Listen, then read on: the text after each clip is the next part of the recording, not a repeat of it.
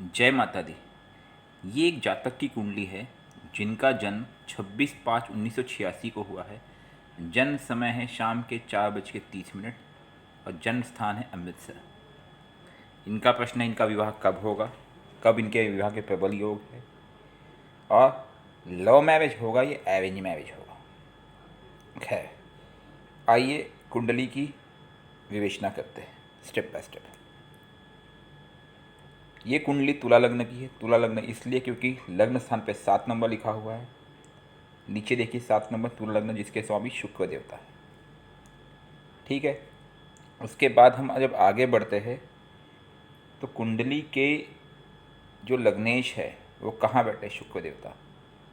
ये सबसे इम्पोर्टेंट चीज़, वो बैठे भाग्य भाव में, बुध के घर में, मित्र के घर में, भाग्य भाव में बैठे हुए हैं। लग्नेश का भाग्य में बैठना बहुत ही अच्छा होता है, योग कारक होता है, जो आपके भविष्य के लिए, आपके भाग्य के लिए बहुत ही अच्छा योग है। अब हम बात करते हैं द्वितीय भाव की। द्वितीय भाव के मालिक मंगल है, और मंगल देव कहाँ बैठे हैं, वो बैठे तृतीय भाव में, पराक्रम भाव में। तो धन के कारक मंगल पराक्रम भाव में बैठना वो ये दिखाता है कि अगर आप मेहनत करेंगे इससे लाभ होगा। दूसरा, तृतीय भाव में मंगल के साथ चंद्र बैठे हुए, जो इस बात का इशारा करते हैं कि उनका मन कहीं ना कहीं मेहनत में होगा, बहुत ही मेहनती व्यक्ति होगा और मेहनत से बहुत धन कमाएगा, इसमें कोई शक और संशय नहीं है। और बृहस्पति के घर में, अब तृतीय भाव के मालिक गुरु अर्थात बृहस्पति कहाँ बैठे, विद्या संतान के भाव में। ये भी बहुत ही अच्छा योग है क्योंकि त्रिकोण में बैठे हुए हैं। जो हमने पीला दिखाया हुआ ये केंद्र त्रिकोण है, ये शुभ ग्रह माने जाते हैं। जो डार्क ग्रे दिखाया गया है वो कुछ थोड़े से अशुभ ग्रह माने जाते हैं। ठीक है, तो तृतीय भाव के मालिक बृहस्पति पंचम भाव में बैठे हैं, जो विद्या के कारक भी है, जो इनके लिए बहुत ही अच्छा, विद्या अच्छी होगी और संतान के लिए भी बहुत अच्छे योग प्रबल है।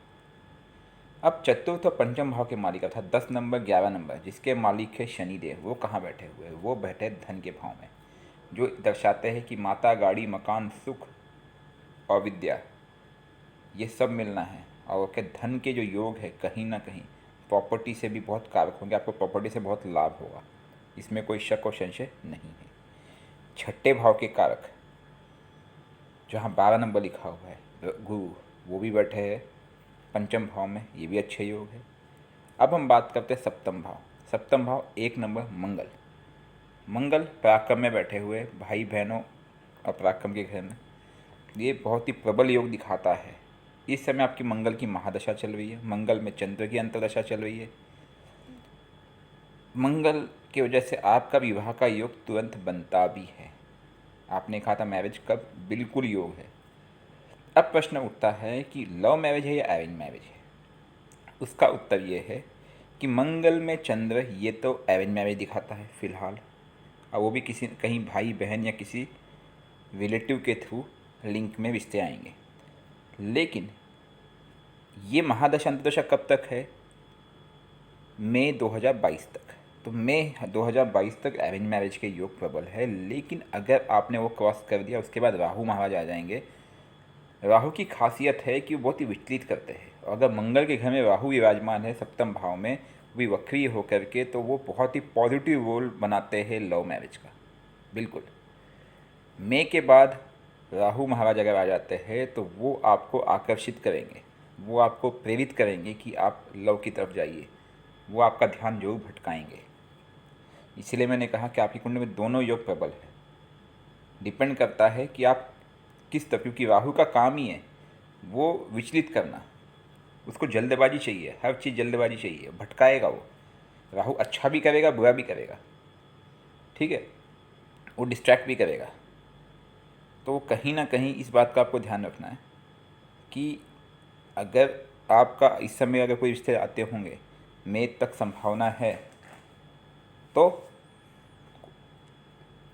अरेंज के चांसेस है। लेकिन राहु फिर भी वहाँ पे अपना प्रभाव तो छोड़ेगा ही छोड़ेगा, तो इससे लव के चांसेस भी काफ़ी प्रबल बनते हैं।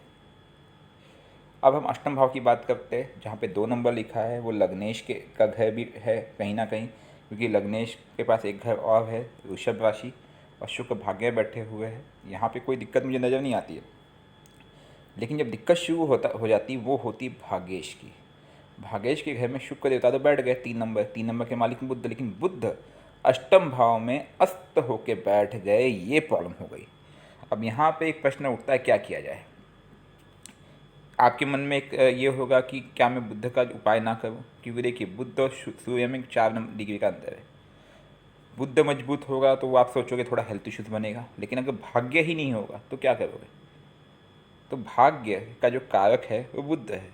तो मुझे ऐसा लगता है कि आपको बुद्ध का उपाय करना चाहिए, बुद्ध के मंत्र का जाप करना चाहिए, उनको प्रसन्न करने का प्रयत्न करें। ओम बूम बुद्धाय नमः, इस मंत्र का रोज जाप करें, गणेश जी की पूजा करें, इससे बेहतर कुछ हो ही नहीं सकता है। लेकिन ये आपको लाइफ टाइम करना है, क्योंकि बुद्ध अस्त है, तभी आपका भाग्य साथ देगा हर जगह। भले धन हो, जीवन की में जितने पड़ाव आते हैं, नौकरी, धन, विवाह, हर चीज़ में बुद्ध को आप सहयोगी बनाएं। भाग्य साथ ना हो तो इंसान सफल कैसे हो सकता है, आप खुद सोचिए, बहुत आवश्यक है। ठीक है, अब हम बात करते हैं चंद्र की, जो कि 10वें भाव के मालिक के 4 नंबर जहाँ पे लिखा हुआ है, पिता कर्म व्यापार के कारक है, वो बैठे पराक्रम भाव में जहाँ पे 9 नंबर लिखा है। तो ये बहुत ही अच्छा योग है कि मेहनत से आप आगे बढ़ेंगे, इसमें कोई शक और संशय नहीं है। लाभ भाव के कारक सूर्य देवता बैठे अष्टम भाव में, ये एक ठीक कंडीशन नहीं मानी जाती है। जब भी सूर्य की दशा आएगी आपको कहीं ना कहीं ब्लड प्रेशर, हार्ट संबंधी समस्याओं के चांसेस प्रबल हो सकते हैं भविष्य में।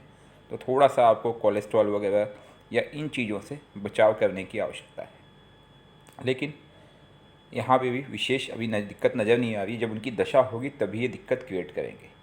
लेकिन बुद्ध का उपाय आप अवश्य करें। मंगल की महादशा चल रही, इसलिए मंगल के मंत्र का जाप भी साथ में करें, ओम अंगारकाय नमः। और उसके बाद मई के बाद आप राहु के मंत्र का जाप करेंगे, ओम राम राहवे नमः। मंगल और बुद्ध के मंत्र का जाप सुबह करना है और राहु के मंत्र का जाप संध्या काल के बाद किया जाता है।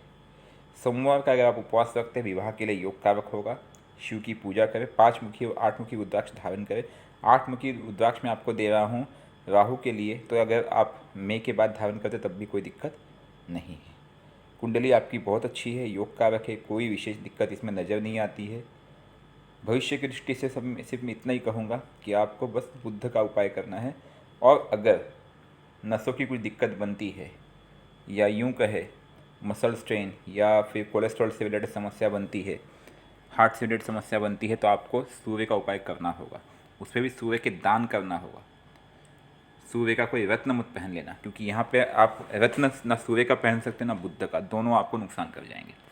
उनके मंत्र जाप, बुद्ध का दान मत करना, बुद्ध का केवल मंत्र जाप और बुद्ध और गणेश जी की पूजा, लेकिन सूर्य का दान करना है आपको। ठीक है, मंत्र जाप भी साथ में चलेगा। आपके कुछ अन्य प्रश्न होंगे आप नीचे कमेंट में अवश्य डालिएगा, और हम आपको अनुरोध करेंगे कि आप हमारी तरफ से जो आपकी श्रद्धा हो, 11 रुपये, 21 रुपये, 51 रुपये, 100 रुपये, जो आपकी श्रद्धा हो, आप किसी मंदिर में जाइए आसपास के, और वहाँ पे हमारी तरफ से आप उतना दान कर दीजिए। दूसरी चीज़, आप एक कपूर लेके जाइए, कपूर के साथ 2 लौंग लेके जाइए। जिस मंदिर में जाएंगे वहाँ के देवी देवताओं का आह्वान करके आप अपनी तरफ से कपूर के ऊपर 2 लौंग रख के जला दीजिए और प्रार्थना कीजिए कि आपकी मुरादें पूरी हो। उसके बाद आप आसपास में कुछ गरीब बच्चे होंगे, अनाथ लोग होंगे, उनको कपड़े का दान कर दीजिए, आपके पास एक्स्ट्रा पड़े होंगे, या उनको आप भोजन करा दीजिए एक वक्त का। ये आप हमारी तरफ से अनुरोध है कि आप अवश्य करें, जब आपका जो बजट काम करता है उस हिसाब से। कोई भी प्रश्न होंगे आप नीचे कमेंट में पूछिएगा।